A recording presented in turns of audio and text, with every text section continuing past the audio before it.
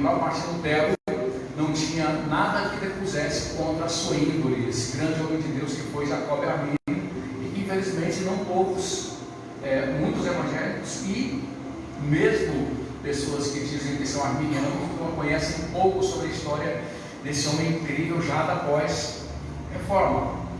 Mas, ainda nesta parte introdutória sobre a reforma protestante, compreendendo que Martinho Lutero, dando brado em 1517, no dia 31, fixando as 95 teses da igreja de Wittenberg, e esta era uma prática recorrente daquela época para, como vamos dizer de hoje, causar, né? Os jovens falam causar, essa atitude minha é para causar.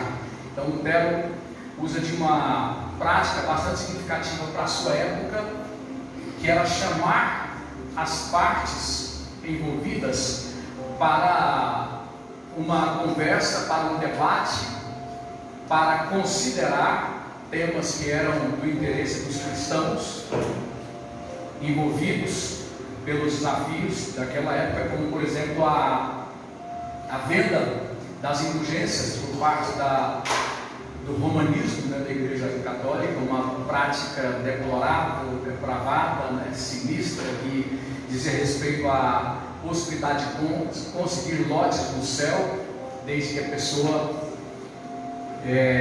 tivesse uma participação monetária, né? Existia um homem que era Johann Tetzel, que era o orador escolhido do romanismo, para que ele pudesse eletrizar as massas, né, com sua oratória, convencendo-os à contribuição. Então ele usava de toda uma habilidade dramática, né, teatral, bastante apelativa, né?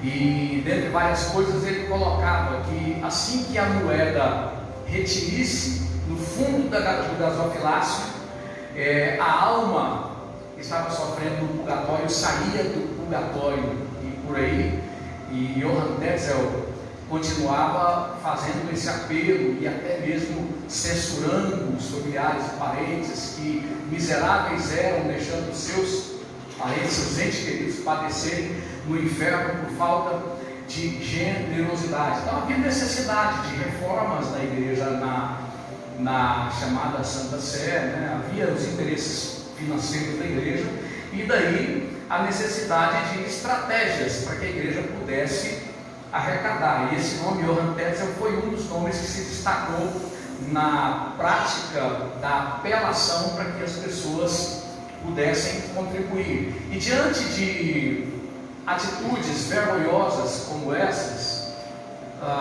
surge no cenário nomes como Martinho Lutero, né? Então, Martinho Lutero, ele surge no cenário mundial, e naqueles idos, João Calvino, o francês, ele tinha apenas 8 anos, né? João Calvino começaria a sua parte da reforma bem mais tarde em Genebra, mas Martinho Lutero foi o precursor, né, da reforma protestante. Um homem de habilidade, um homem de qualificações ímpares, né? Sabe-se que o alemão não era nada antes de Martinho Lutero, então ele é um instrumento para que esse idioma pudesse chegar à envergadura, à importância que chegou, né? Aí você pode lembrar também de outros nomes que também deram uma contribuição tremenda em termos, vamos dizer assim, sociais, filosóficos, como foi o caso do próprio William Tyndale, né? William Tyndale foi um nome incrível usado à pré-reforma.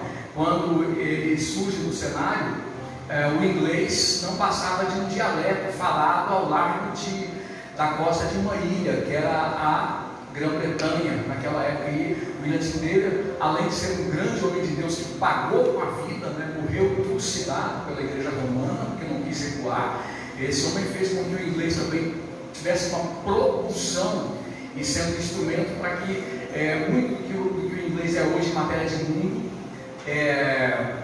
tivesse em William Tyndale uma contribuição significativa. E quando a gente analisa a reforma protestante na sua contribuição geral, nós também entendemos que o mundo antes da reforma protestante ele estava preso. ele estava travado pelos freios do obscurantismo, né, da ignorância, porque não havia uma difusão da educação, não havia investimentos significativos para que as pessoas pudessem estudar, para que as pessoas pudessem prosperar em termos de intelectualidade, de conhecimentos gerais. Pelo contrário, havia uma condição muito monopolizada do conhecimento, da educação, e uma das grandes contribuições da Reforma Protestante foi exatamente destruir esse freio de mão e tornar a educação acessível a todos, né? O mundo tem uma dívida impagável para com a Reforma Protestante, mas nós temos que compreender que a dívida principal do mundo para com a Reforma Protestante foi o fato da Bíblia ter se tornado acessível. A palavra de Deus, luz para os povos, luz para as nações, ter se tornado acessível a partir da Reforma Protestante, porque pelos séculos que se passaram, as traduções bíblicas elas foram reduzidas a um pingo d'água e elas estavam acessíveis apenas a grupos bastante seletivos.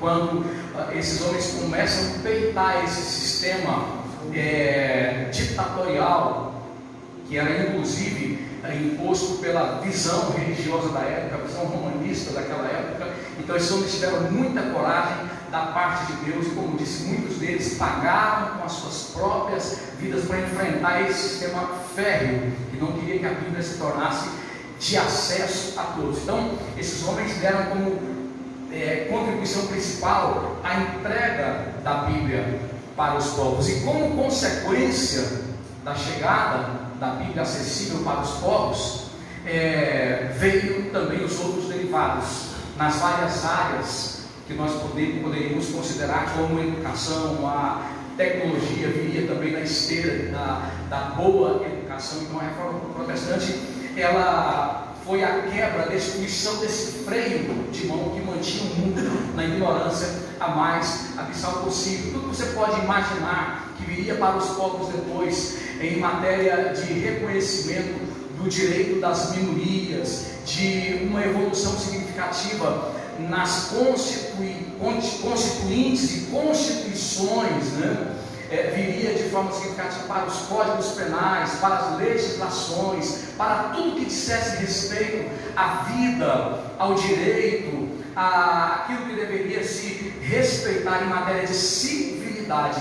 Você não pode conversar sobre isso com profundidade se colocar a Reforma Protestante de lado. Aquilo que você poderia imaginar em matéria de democracia. A democracia foi um dos trunfos que veio como consequência da evolução dos princípios disseminados pela Reforma Protestante. Então o mundo tem uma dívida impagável, e que palavras, com certeza, num período breve como esse que estamos comentando aqui, não tem condições de levar-nos a uma profundidade em um tempo tão exíguo, né? Em um espaço tão pequeno de tempo. Mas antes de entrar em maiores considerações, eu fico pensando, quando procuro entender a Reforma Protestante, sobre a nossa responsabilidade. Eu não tenho tempo aqui para falar das falhas que muitos reformadores cometeram, né? Por exemplo, Calvino cometeu não falhas, mas crimes, né? Lutero não ficou atrás, Zwingli também teve falhas lamentáveis. Não dá para a gente se aprofundar nisso, mas o fato é que Deus criou uma estrutura, e nessa estrutura trabalharam homens limitados para que houvesse resultados que abençoassem a humanidade como um todo. No entanto, eu acredito que é muito importante nós nos perguntarmos o seguinte: a Reforma Protestante ela foi a revelação do peso que aqueles homens sentiram sobre os seus ombros, o peso para com o seu tempo, para com a sua época. Homens que ousaram entender que a igreja não era circunscrita a um prédio pequeno ou grande, a uma estrutura de concreto, aonde cabia poucos ou cabia centenas, como uma catedral. Esses homens ousaram entender, ousaram viver a igreja para além das paredes, a igreja extra prédio. Sobre chamaram-se a responsabilidade. Dizer o seguinte: eu sou a igreja para além desse prédio. Quando os escândalos, as barbáries, os crimes do sistema romanista estavam sendo perpetrados, transbordados, esses homens então chamaram a si a responsabilidade para viver o propósito, o único que dava sentido à sua existência, na época em que eles viveram. Entendendo o propósito, eles também compreenderam que eles não estavam naquele tempo por acaso.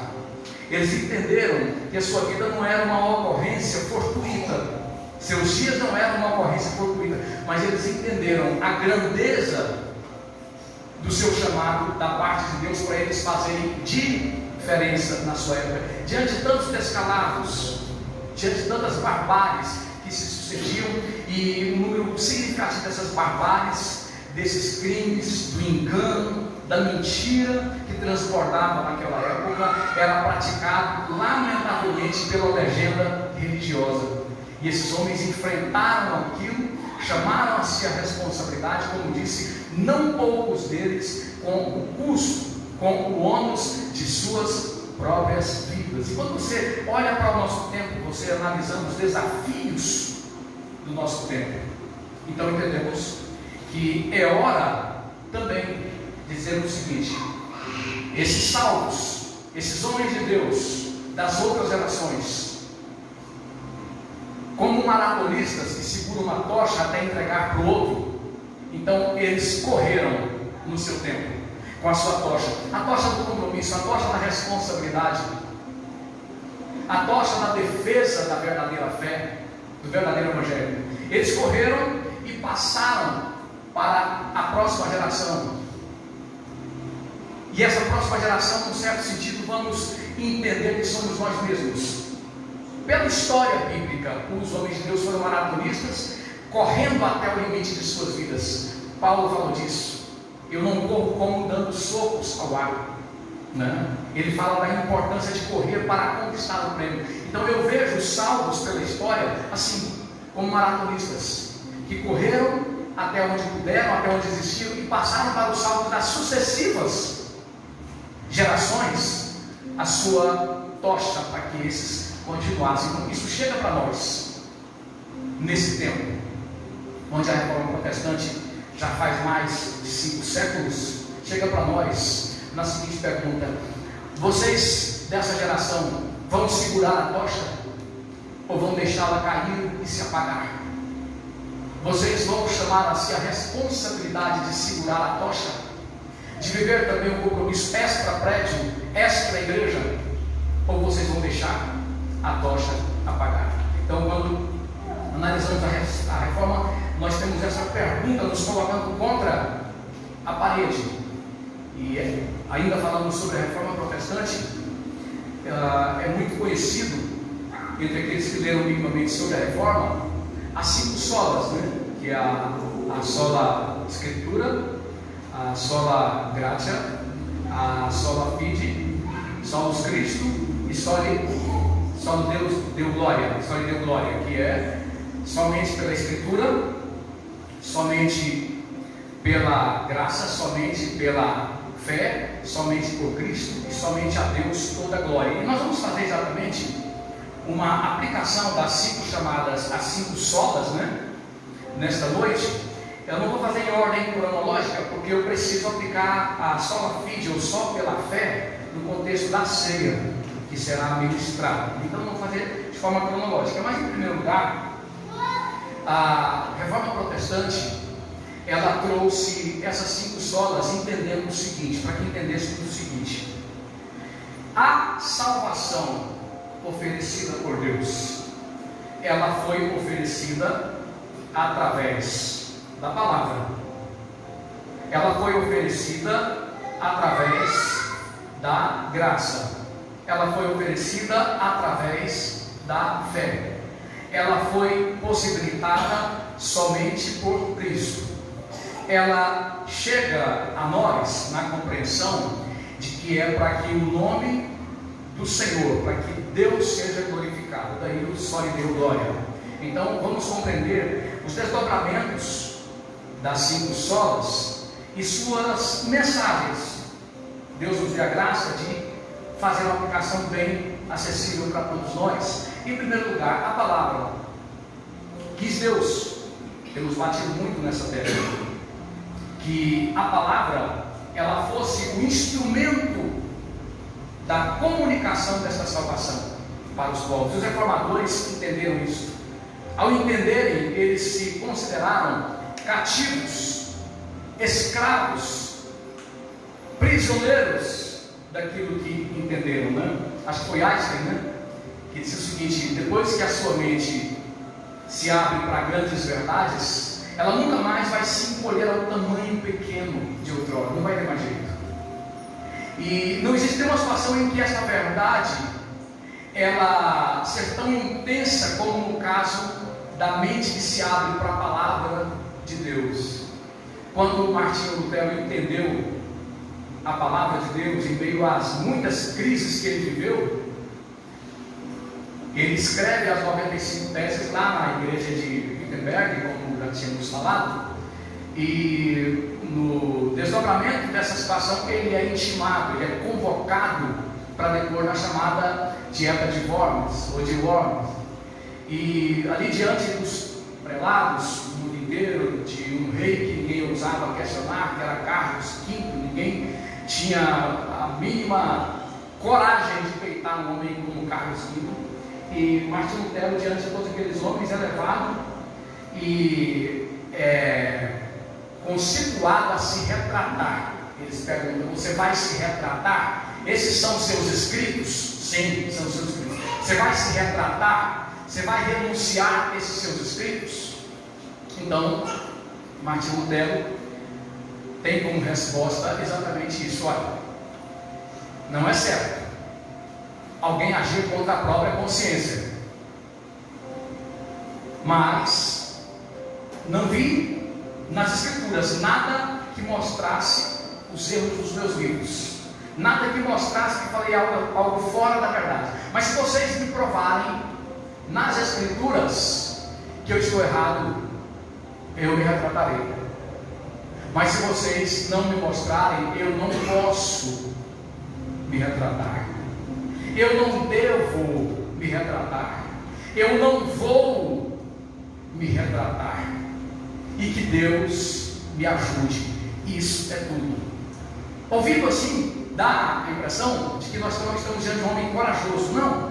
O que se sabe na história é que no primeiro momento, no primeiro depoimento, ele gaguejava, ele tremia, ele passava mal, ele se desconcertava todo, porque estava ali diante daqueles que poderiam matá-lo, poderiam atentar contra a sua própria existência.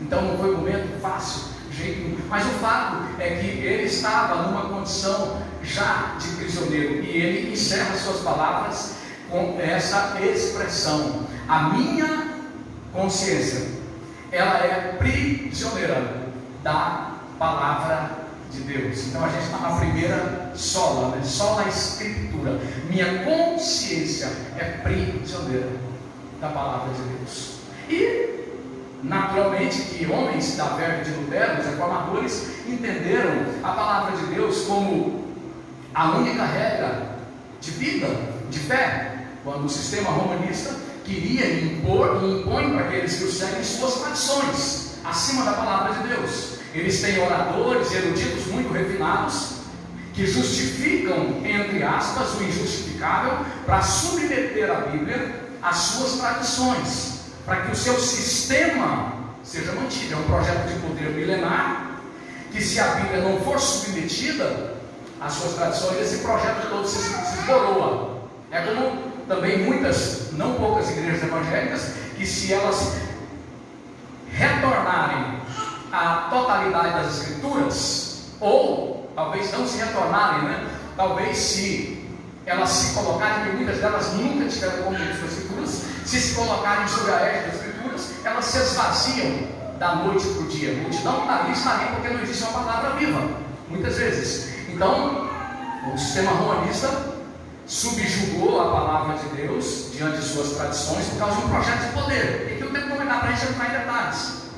Mas os reformadores entenderam isso. E aí nós temos o quê? Nós temos o propósito de Deus em salvar. Viu Deus, está lá em Gênesis capítulo 6, 5 e diante, viu Deus que a inclinação do homem era totalmente para o mal. Então Deus, vendo o homem mergulhando na impiedade, vendo o homem se colocando cada vez mais na mira dos seus justos e retos juízos, ele decide salvar dos seus juízos, ele decide salvar a sua condenação justa. E aí onde vem a palavra. Nós temos pelo menos dois aspectos que precisamos considerar com relação à palavra. A palavra, nesses termos propositivos, que é a natureza de tudo que Deus criou. A palavra através da revelação da natureza. Paulo coloca isso em Romanos capítulo 1, que de Deus se pode conhecer, está manifesto em todas as coisas que Ele criou. O capítulo 1 de Romanos coloca isso. E aí o salmista Davi, no capítulo 19 do livro de Salmos, os céus manifestam a glória de Deus, o firmamento a obra das suas mãos.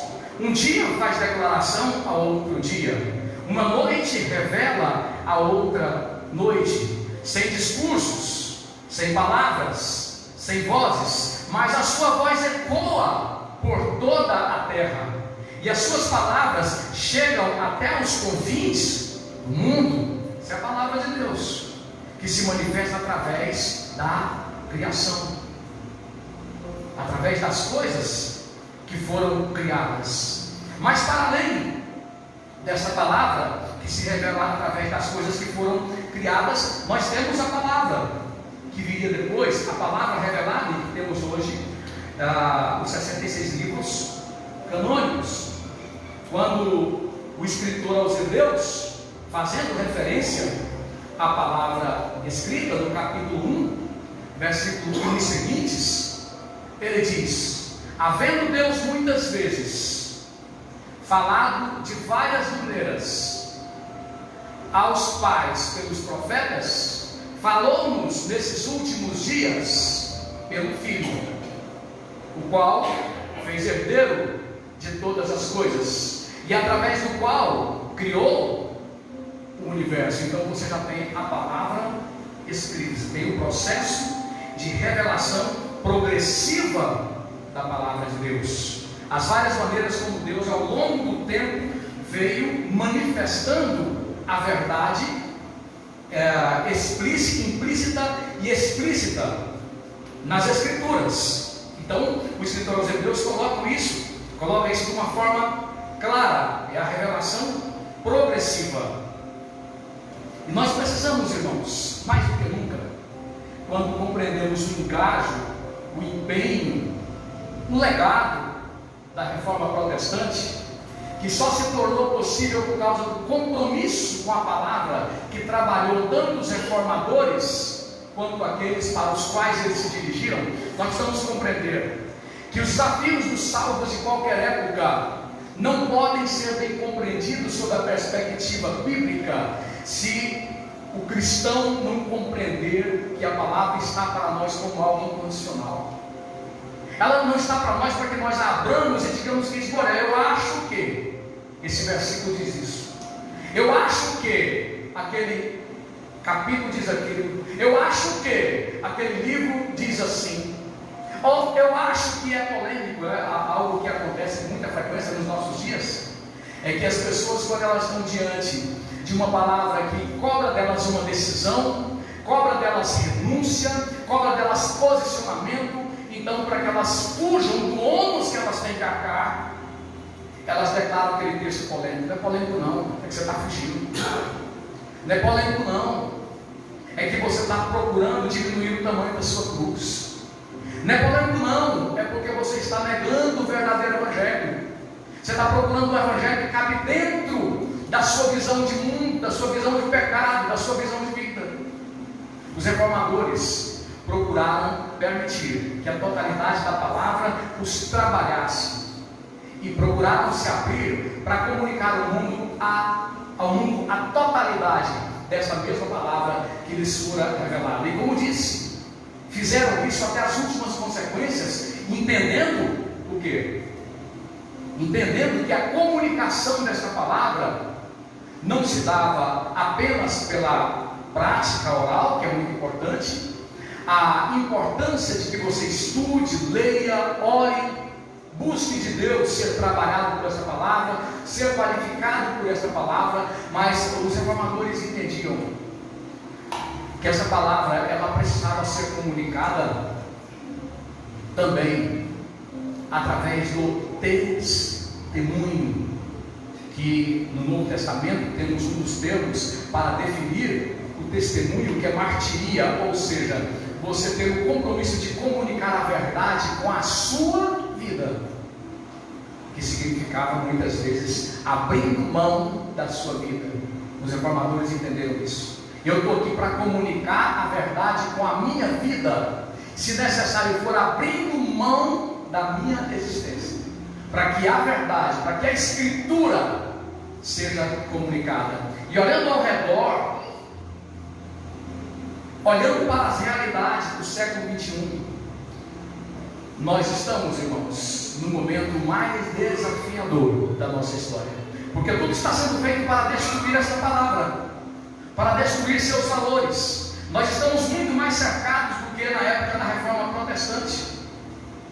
As forças que nos cercam agora são incomparavelmente maiores, mais poderosas, mais organizadas do que as forças que procuravam sepultar a verdade na época da Reforma Protestante, pelo que os cristãos do século XXI precisam orar mais do que os cristãos dos séculos passados, precisam buscar a Deus mais do que os cristãos dos séculos passados, porque o nosso desafio ele não tem precedente, não tem como sobrepujar, nunca foi sobrepujado o nosso desafio. Nós estamos cercados de todos os lados, quando o inimigo mais do que nunca está determinado a fazer calar as Escrituras. Há projetos de lei tramitando para proibir a Bíblia, para repensar a Bíblia.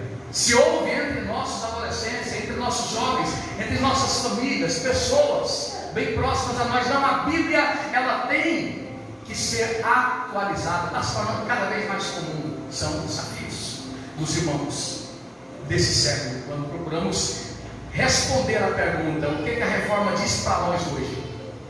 A necessidade de defender a fé que foi dada aos santos, a necessidade de se posicionar, a necessidade de entender a sua importância do ponto de vista apologético, né? Essa palavra significa a defesa da verdadeira fé, com tudo aquilo que Deus colocar à sua disposição. Essa defesa muitas vezes vai te custar a amizade, vai te custar o emprego, pode custar a vida, pode custar a família, pode custar as pessoas mais próximas, os círculos mais próximos de amizade, quando você se posiciona para defender a verdadeira palavra de Deus. Então, aquilo que está aqui em nossas mãos, os 66 livros, eles precisam ser defendidos de todas as formas pelo crente verdadeiro, e principalmente pelo seu testemunho, que significa ser defendido com a sua vida. Na prática, você vai entender o seguinte: que você é a palavra de Deus. Aqueles que defendem a Bíblia com as suas próprias vidas, eles entendem: eu sou a tradução mais límpida que alguém pode ler. É o meu testemunho, é o meu estilo de vida, é a minha reputação, é o meu caráter, a tradução mais fácil para alguém entender a palavra de Deus, inviolável, inerrante, plenária, verbal. A minha vida, a tradução mais límpida. Se você for embora daqui nesse momento entendendo isso, tudo pode terminar. E já deu. Não tem mensagem que seja mais oportuna para nós nesse tempo de tanto desafio, quando muitas vozes ecoam pelo globo inteiro dizendo o seguinte: nós primeiro vamos destruir o povo do sábado, que são os judeus. Eu ouvi essa frase ontem: vamos primeiro destruir o povo do sábado, depois nós partimos para a destruição do povo do domingo. No caso são os cristãos, né? Os judeus guardam o sábado, né? Os cristãos têm a prática de cultuar no domingo. Então aqueles que entendem que vão destruir a palavra de Deus estão vociferando com vários jargões como esse: vamos destruir o povo do sábado, que são os judeus, depois a gente destrói o povo do domingo, que são os cristãos. Mas eu tenho certeza de uma coisa: maior é o que está em nós do que está no mundo. Não tem problema, nós não tememos a morte, não tememos nada que se perca nessa vida, e nessa confiança inabalável nele, nós podemos dizer: o inimigo, ele está aí, mas ele não vai passar. Há no caminho dele homens e mulheres fiéis que estão comprometidas a defender a palavra de Deus com a sua existência. Glória a Deus por isso. Em segundo lugar, depois de ter falado um pouco sobre a palavra, a sola escritura, precisamos compreender a questão da graça, sola gratia. Desde sempre, mesmo antes do pecado, todos os feitos de Deus para o homem foi uma questão de graça. Graça é quando você não entra com nada num determinado benefício que lhe é concedido. O homem, ele abre os olhos na aurora da história, depara-se com o universo todo feito, não é? Sem ter que entrar com nada. Ele é chamado à sociedade a participar desse universo sem ele ter entrado com nada, absolutamente com nada. Antes do pecado já era graça. A graça, ela se tornou mais evidente com a entrada da tragédia do pecado do mundo. No mundo, é aí onde o apóstolo coloca claramente que porque pela graça sois salvos por meio da fé, isso não vem de vós, é dom de Deus, não das obras para que ninguém se glorie. Efésios 2:8. Nós fomos feitos por Ele para a prática das boas obras através de Cristo Jesus. É o que coloca o escritor de Efésios capítulo 8, falando da ausência de mérito. E aqui nós temos uma contramão, dentre várias expressões que temos na Bíblia como palavra de Deus, que vão na contramão da visão dos povos. Essa aqui é uma que merece destaque nessa noite.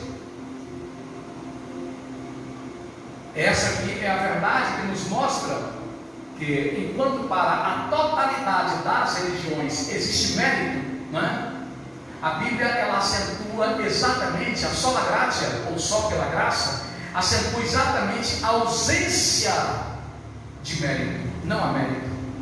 É quando, como cristãos, nós sabemos: eu nasci pecador, eu nasci em pecado. Salmo 51. Em pecado me concebeu a minha mãe. Entre outras palavras, podemos traduzir assim: eu nasci ausente, totalmente vazio de mérito, não há mérito nenhum em mim. O escritor muito antigo, ele dizia o seguinte, era Van Balen, ele dizia: existem apenas duas religiões no mundo.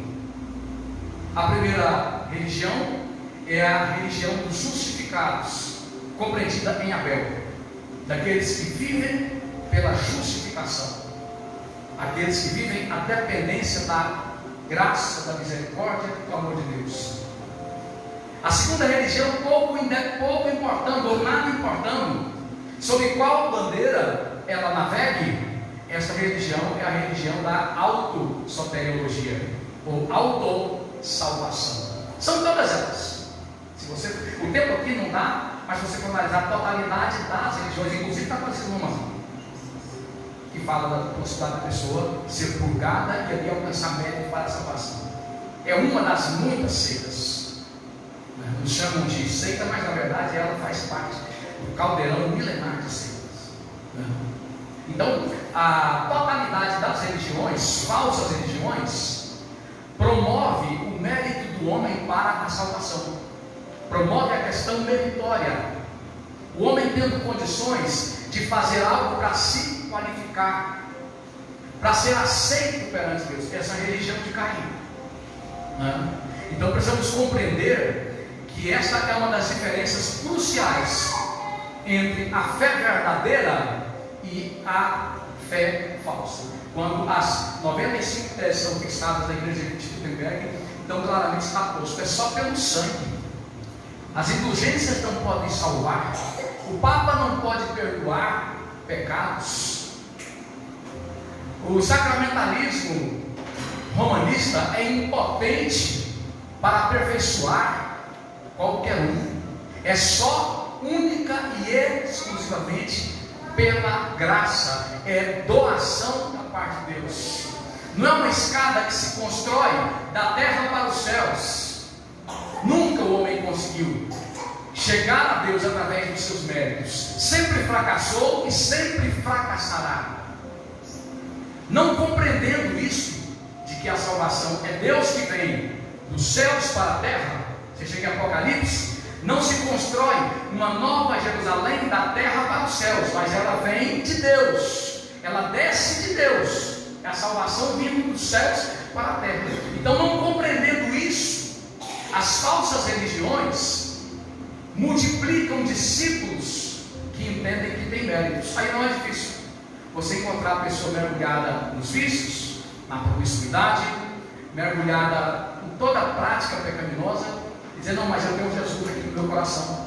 Ou então você encontrar pessoas que: não, mas eu não bebo, eu não fumo, eu não mato, eu não pratico o adultério, o homossexualismo, eu não faço, eu.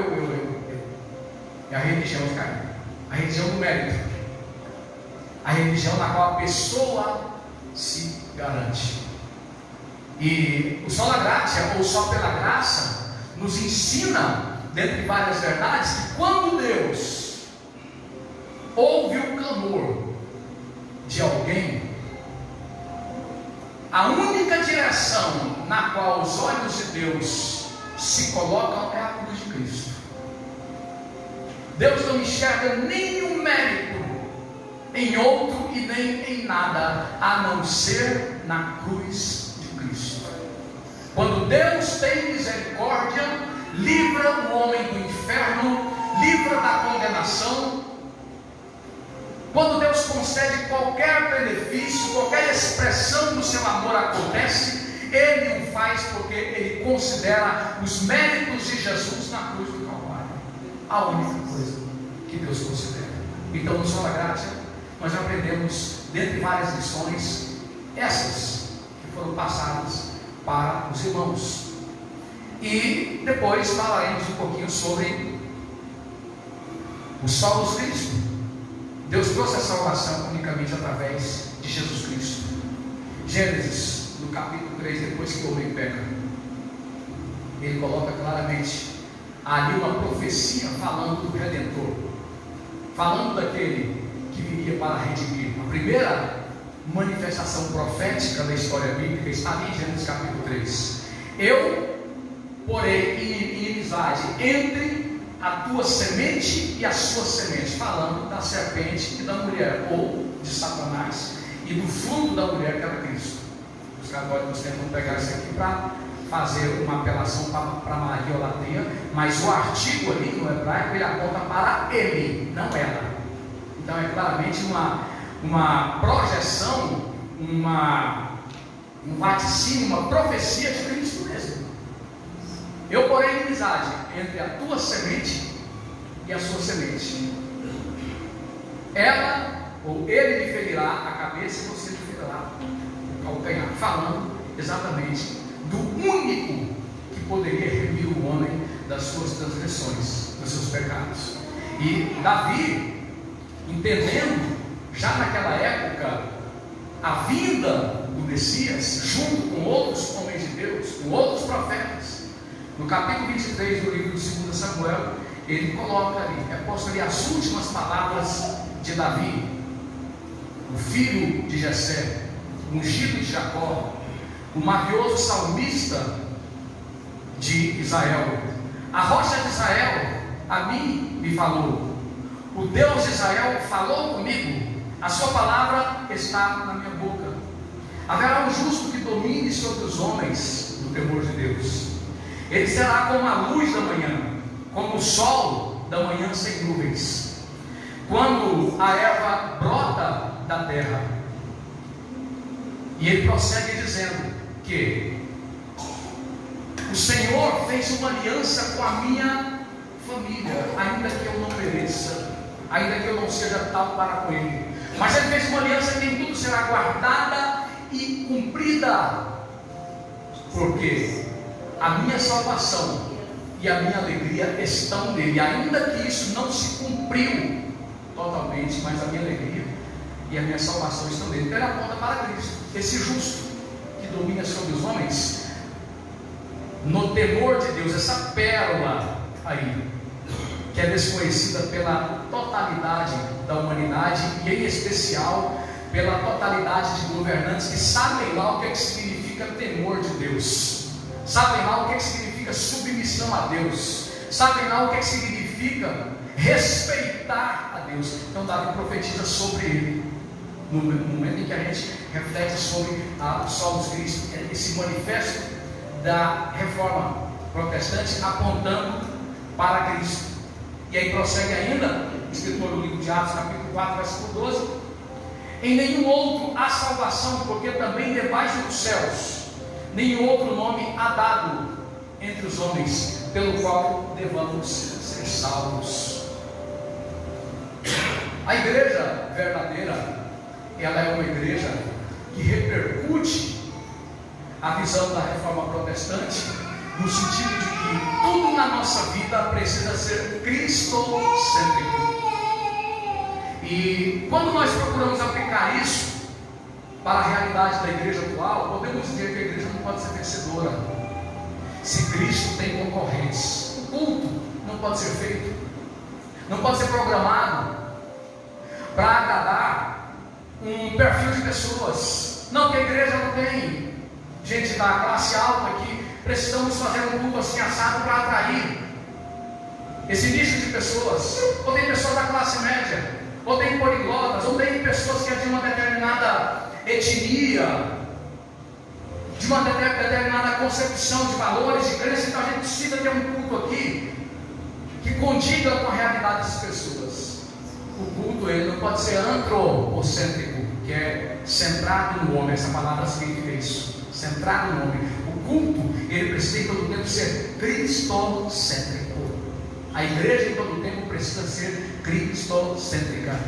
Os reformadores entenderam isso, procuraram viver isso, foram trabalhados nas suas limitações, nos seus erros, por essa verdade, a necessidade de curvar-se perante Cristo. Em todas as esferas das nossas vidas, nós temos que nos perguntar: as minhas concessões, nos meus círculos familiares, nos meus círculos de amizade, nos meus círculos de convívio, as minhas concessões não estão me levando a buscar a aceitação dos homens em prejuízo do governo de Cristo na minha vida?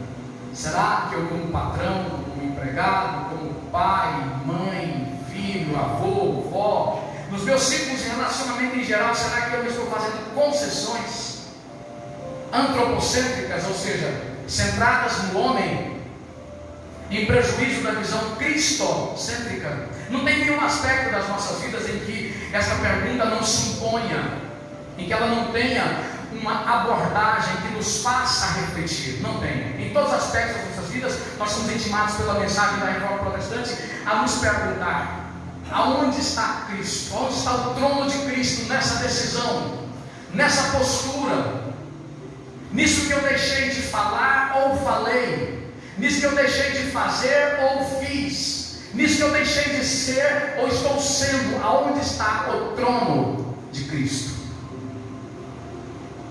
E aonde ele não está, o trono do homem precisa cair por terra, se é que nós queremos reafirmar a nossa condição de herdeiros, ou melhor dizendo, co-herdeiros, como diz o apóstolo, herdeiros também com Cristo, de tudo o que ele na cruz do Calvário preparou para nós. Então a reforma protestante passa essa visão clara, nítida, de que alguém que verdadeiramente se converteu não se curvava diante de autoridades quaisquer, se isso custasse a traição ao senhorio de Cristo. E como disse, muitos deles pagaram com a própria vida por defender isso. Ainda compreendendo a questão cristocêntrica, Isaías 42, ainda no Antigo Testamento, colocava isso: eu sou o Senhor, e a minha glória a outrem eu não darei, nem o meu louvor às imagens de escultura. Ou seja, ele está reivindicando o senhorio absoluto, inquestionável, inegociável na vida daqueles que professam o seu nome. Se você quer dividir o senhorio de Cristo com outro senhorio, então essa palavra está dizendo para você o seguinte: fique com outro senhor, pode ficar. Essa palavra está dizendo: pode ir, não precisa. Se você não vai se submeter ao senhorio pleno, exclusivo é exclusivo dele. Você pode ir. Não há espaço na vida cristã verdadeira para quem divide a sua servidão com outro Senhor além de Cristo. Por isso que Isaías coloca dessa forma, ainda no capítulo 12 do livro de João, versículo 23 seguintes. No momento crítico, mais crítico do seu ministério, quando os gregos querem ver Jesus, então ele diz que é chegada a hora do Filho do homem ser glorificado. E aí ele faz uma colocação apontando para o seu sacrifício. Olha só que aparente contradição. É chegada a hora do Filho ser glorificado. Quando entendemos esta mensagem da Reforma Protestante, o Solos Christi, entendemos que o conceito de glorificação do homem de Deus, da mulher de Deus, é muito diferente do conceito de sucesso, de êxito, de vitória do homem natural. Jesus estava indo para a cruz e falando de glória. Está chegando a hora do Filho do homem ser glorificado. Ele vai mais longe e diz: olha, quando o grão de trigo ele cai na terra, se ele não produzir, se ele não morrer, ele não pode produzir, mas se ele morrer, ele dá muitos frutos. E aí está falando dessa visão de glorificação, de valores que a Reforma Protestante nos comunica. Ele coloca a importância de renunciarmos esta vida para que nós pudéssemos viver intensamente os seus propósitos. Então, veja bem, nós temos uma visão de mundo, ou poderia-se dizer uma cosmovisão, o nosso conjunto de crenças, de valores, a nossa maneira de entender o mundo, de entender a vida, de entender perdas e ganhos, é uma maneira de ver, de entender, que ela descende, ela emana desta submissão à pessoa de Cristo. A visão cristocêntrica nos dá uma percepção de valores que o homem natural não pode entender, não pode compreender. Nós não podemos entender perdas e ganhos do jeito deles, porque estamos sob o senhorio de Cristo. Isso faria toda a diferença quando os irmãos estivessem diante dos seus algozes. Mais de 25 milhões de pessoas perderam as suas vidas nos famigerados autos da Inquisição, e a maioria deles foram homens de Deus, mulheres de Deus, que foram queimados, trucidados. Mas o que aqueles irmãos entendiam? Eles entendiam o seguinte: eu estou sob o senhorio dele. O que estão fazendo com o meu corpo, o destino que estão dando ao meu corpo, é o problema deles. E isso é um detalhe que daqui a pouco não vai importar nada. Porque se eu estou vivendo a morte dele, o sofrimento dele, eu também serei glorificado com ele. Se eu estou morrendo com ele, como diz Paulo em Filipenses capítulo 3, eu quero ser como ele nos seus sofrimentos, ter parte da sua morte, para que de alguma forma eu também possa participar da sua ressurreição. Em outras palavras, está dizendo que você entender a visão cristocêntrica é você compreender que você está disposto a perder tudo aqui nesta vida, na certeza de que você vai encontrar tudo aquilo que você perdeu na vida eterna em Cristo Jesus e muitas vezes mais. Uma forma prática de entender a questão do Solos Christi. E ainda continuando, vamos falando sobre a glória de Deus, tudo é feito, não falando sobre o só de Deus glória ainda, mas falando sobre a glória de Deus. Irmãos, quando nós temos expressões como a de Isaías, dizendo que a minha glória eu não vou dividir, nós precisamos compreender de uma forma bem prática, bem simples, o seguinte: haverá um momento em que o homem redimido, salvo, ele vai ser glorificado. Mas antes desse momento, a glória aqui é a pior tragédia que pode existir. O homem de posse da glória, ele se destrói a si e aos outros. Nesse sentido, você pode entender que aquele ditado, né? Deus não dá asa a cobras. A maioria das pessoas, elas não podem subir em cima de uma gilete deitada, que elas já querem se achar. Eu conheço esse ditado, mas eu nunca pude compreender qual é a dimensão de uma gilete deitada, quanto mede, não é? Mas é incrível, porque a maioria das pessoas elas precisam de bem pouco para se achar bonito. E na visão dos reformadores, dos quais muitos deram as suas vidas por causa do Evangelho, esses homens aprenderam a sentir que eles não eram nada. Aprenderam a sentir que eles só poderiam encontrar alguma expressão de vida na sua renúncia contínua. E aqui tem uma mensagem poderosa para as nossas vidas. Vocês se lembram que Sansão, ele só pode ser usado por Deus depois que ele perdeu tudo, depois que ele foi apiado da glória de uma maneira trágica, né? Capítulo 16 de Juízes e outras passagens, quando ele não era dono de mais nada. Então o que ele diz?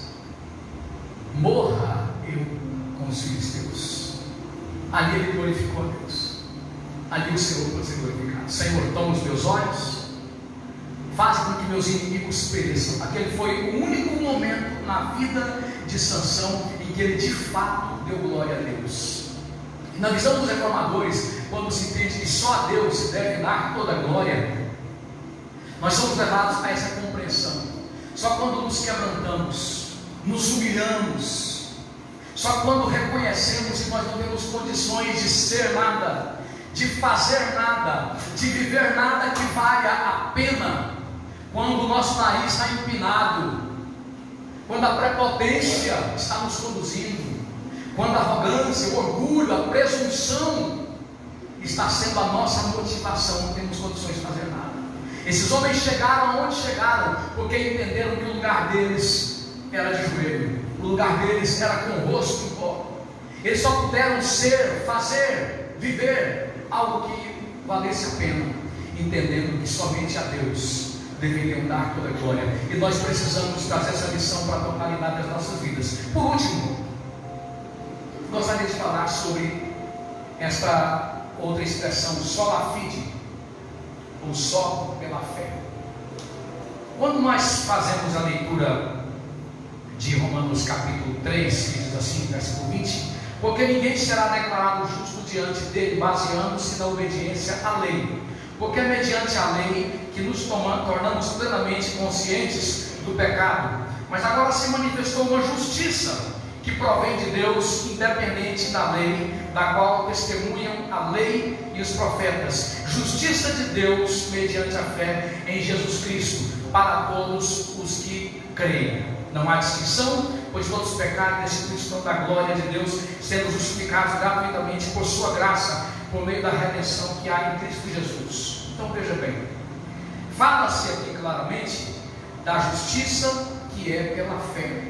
O que esse artigo da Reforma Protestante traz para nós, de forma prática, de forma aplicativa? Aqui tem um termo jurídico, aqui há uma questão jurídica executada. A justiça que é pela fé não está falando de uma abertura da sua capacidade de dizer: ah, tá, eu tenho fé, ah, eu entendi, então eu creio. É muito importante essa manifestação da fé nesse aspecto, de eu creio, eu quero viver isso, eu quero trazer isso para mim. Mas não é disso que se trata no capítulo 3 de Romanos, quando acode o escritor inspirado